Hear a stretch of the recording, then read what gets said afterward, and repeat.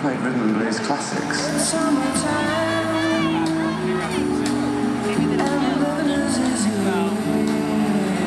The Zombies weren't really a guitar band. They were more a keyboard band around Rod Argent. I ran into Rod our school, and he said, let's start a band. And we put a band together. Hugh Grundy was our drummer. In your mind, could you ever be really close to me? I heard Colin sing. I mean, that's the thing. And I thought, my goodness, you know, what a great voice. Because you've got to be really singing. They were looking for new bass players, so I went along to rehearsals, and that's when we started doing three-part harmonies.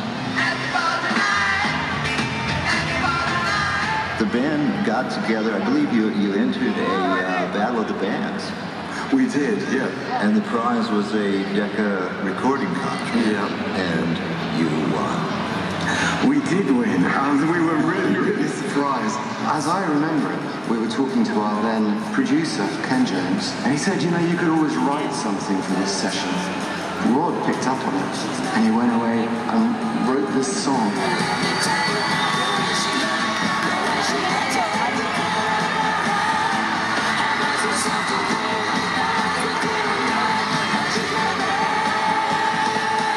It all happened so quickly. It was happening before we even realised it. 18 years old, you know, and we had the number one in this hallowed land of America. It was fantastic.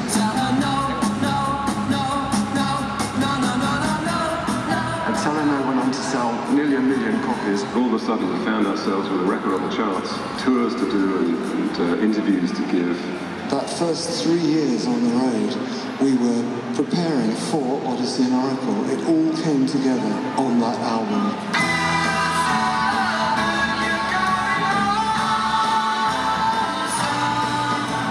We'd heard Pet Sounds had been knocked out. It was revolutionary. It was really a mature, progressive way of looking at what you could do with a pop song. We were in Abbey Road, which was undoubtedly the best studio in the world at that time. We were recording with Jeff Emmerich, who had just been recording with the Beatles. John Lennon had got the Mellotron in the studio, which he didn't take away. So I just jumped on it and just used it. People like Al Cooper, Paul Weller, Dave Grohl, and Tom Petty, they quote it as being influencing on them. It is a classic LP, and there is no better sounding record to this day. It's the time of the season.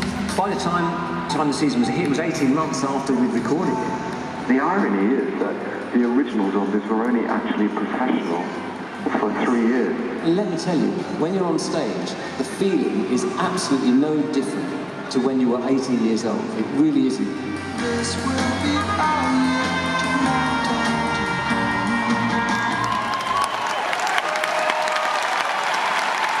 Ladies and gents, from the Bengals, please welcome Susanna Hoffs.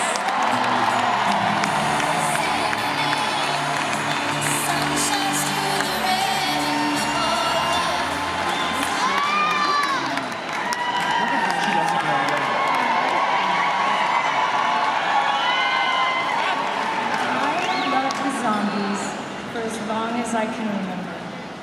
I first heard them when I was a very little girl in the 1960s in the backseat of my mom's station wagon. And though their music played through a tinny car radio, its elegance, soulfulness, tonal textures, and foggy London intrigue found me on the sunny, calm-lined streets of Los Angeles. It was love at first listen. I may not have understood the sophisticated mix of influences in their songs, jazz, classical, baroque, rhythm and blues, but none of that mattered to the little girl in the station wagon. Their music seemed to defy the laws of physics, reaching through space and time to thrill and enthrall me as if by magic. Whatever they were doing, I thought to myself, I want to do that. When I grow up, I want to do that too. They were just teenagers when they started the band in St. Albans, not far from London. Rod, a choir boy, Hugh, a drummer in the marching band, Chris played bass, and Paul played guitar, and Colin played rugby, which I can hardly imagine. He had to have been the kindest bloke you could ever knock heads with in a rugby scrum. But by the time they were 18, the lads had a #1 hit in America with She's Not There, quickly followed by Tell Her No. Both songs were written by budding songwriter Rod Argent, who just so happened to be a virtuoso on the keyboards. Rod's expressive playing would define the Zombies' distinctive sound, along with Chris and Paul's ingenious guitar work and chiming three-part harmonies, and Hugh, your iconic hypnotic drumming. And of course, Colin's magnificent, mellifluous voice. The band's songs are a case study in craft and excellence, but even more importantly, the kind of songs you want to put on a mixtape or play on a boombox beneath someone's window because they say the things you want to say and express the feelings you want to share with someone but may not have the nerve to. Songs like You Make Me Feel Good, The Way I Feel Inside, and I Love You. Sincere, heartfelt gems delivered with unflinching, undeniable passion. Which brings me to their masterpiece, the astonishing album, Odyssey and Oracle.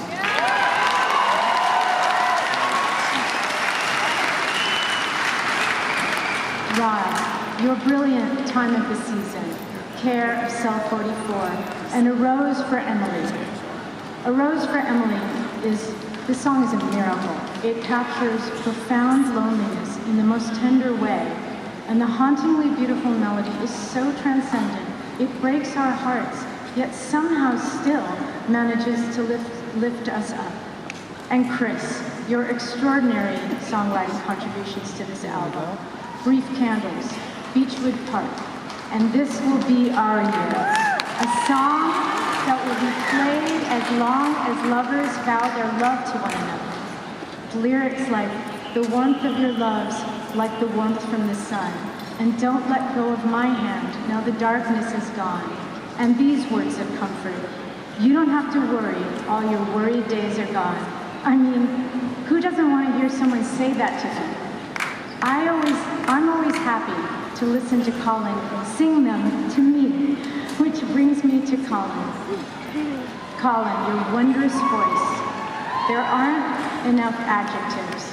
The tone and timbre, like silk and velvet and linen woven through each and every syllable you sing. And no one sings longing like you, my friend. Not to mention the sighs and the oohs. I'll just say it. Your voice is just plain sexy.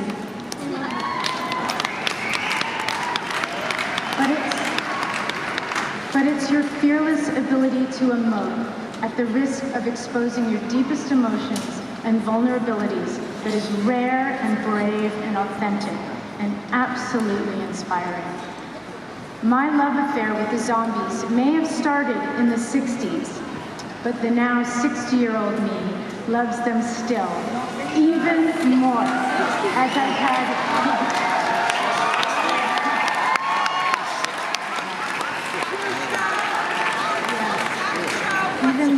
I've had the great privilege of knowing what fine human beings they are, and the great fortune of seeing them perform many times, watching them inspire a whole new generation of music lovers.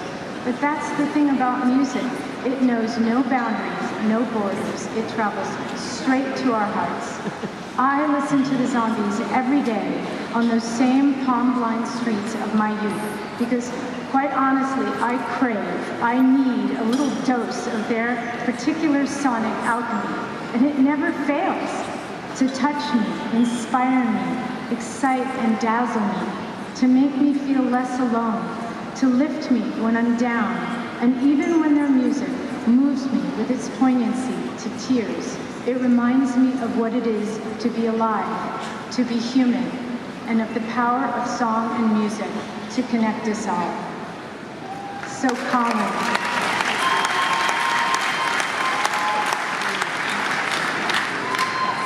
Colin, Rod, Chris, Hugh, and Paul, thank you for the music and the inspiration.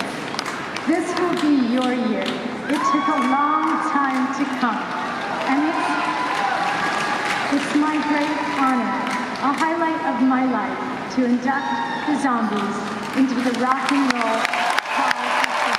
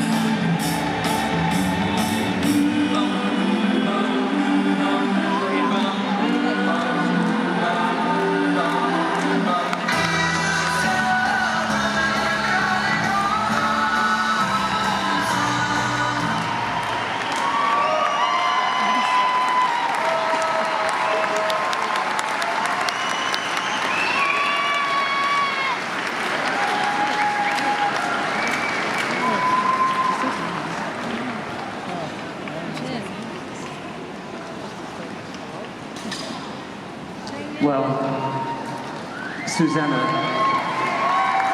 thank you for such really, really gorgeous words. You know, to sit there and listen to that is really fantastic.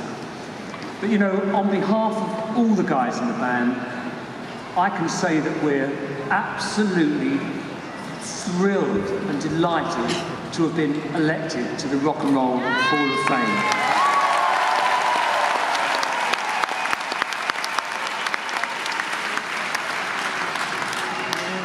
To be honest, it's felt honour enough to have been nominated 4 times in the last 5 years. But to have finally passed the winning post this time, fantastic.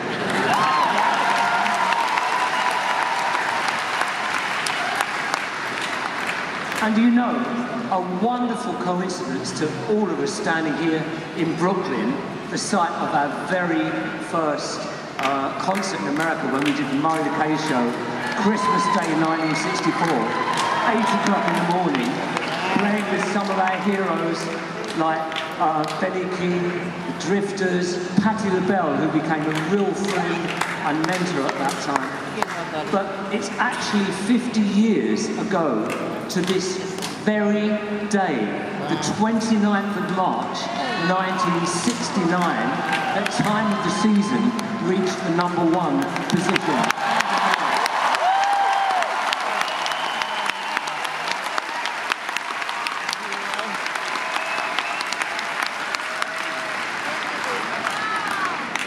When I actually received the phone call, I couldn't help my mind racing back to one magical day in 1956 that's always remained vivid in my memory, when my cousin, 4 years older than me, played me 2.5 minutes of music, which changed my life.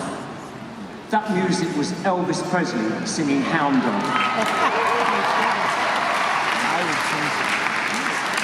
That cousin was Jim Rodford, who many of you will remember as the great bass player who later co-founded Argent with me, and for 15 years, the powerhouse driving the Kinks rhythm section. And of course, also until his tragic accidental death a year ago, playing fantastically energised bass with a version of the Zombies that Colin and I have loved touring with for the last 19 years. You know, for those who didn't live through the 50s, it's really hard to imagine the enormous cultural gulf which existed between England and America at that time. Elvis himself was a god, and in some of the first footage that we saw in England, seemed to us like an alien super being from a distant universe.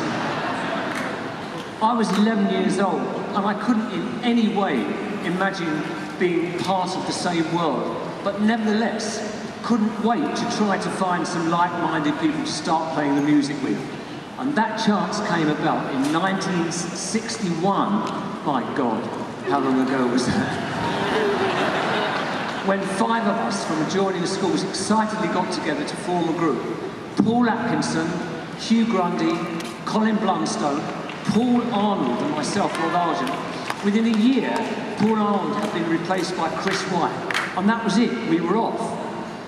These early years were something of a dream. By 1964, we got a recording contract with Decca, and then, unbelievably, by Christmas, found ourselves topping the US charts with our first record, She's Not There.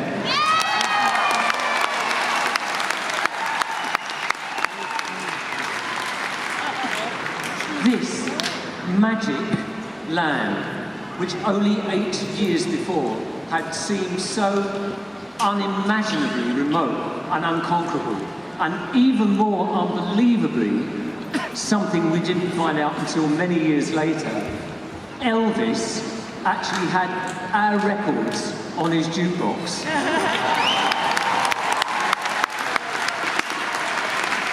Could not believe that when I found that out. In 1969, the Zombies had another massive #1, Time of the Season. But we'd already broken up due to the lack of initial success with our final album, Odyssey and Oracle, an album that we put our heart and soul into. This album was very dear to our hearts, as Chris and I had written all the songs on the record and for the first time produced our own material. It was to go on to have a huge story in its own right, and at this point we have to say thank you to Al Cooper, who believed in and fought for it from the very beginning. Without his help, it may have never been released, and we have to thank him massively because it spawned a story that still continues 50 years later. It's been quite inspiring to us how many people have championed us from that moment on. Iconic artists like the dear late Tom Petty, like... Thank you, Tom. God bless you. Like Paul Weller, who's been such a fantastic friend to us and to the album. Like Dave Grohl, like Susanna Hoffs, and also many young bands, right up until the present day, Cage the Elephant, Lemon Twigs, Portugal the Man. We owe so much to these people and have to thank them enormously. And I must also shout out to the wonderful touring band who've accompanied Colin and me over the last 19 years. Steve Rodford, Jim Rodford, Tom Toomey, Søren Kopp, and to our fab sound man, Dale Hansen.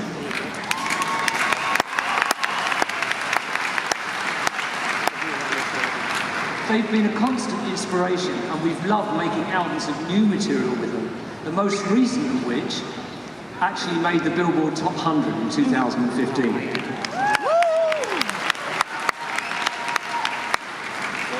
I think it's largely due to their fantastically energised performances, actually, that so many people have sat up and taken notice of us in the last few years. On a personal note, I want to say a huge thank you to my wife, Kathy, who's been an unwavering and constant support to me over the last 52 years.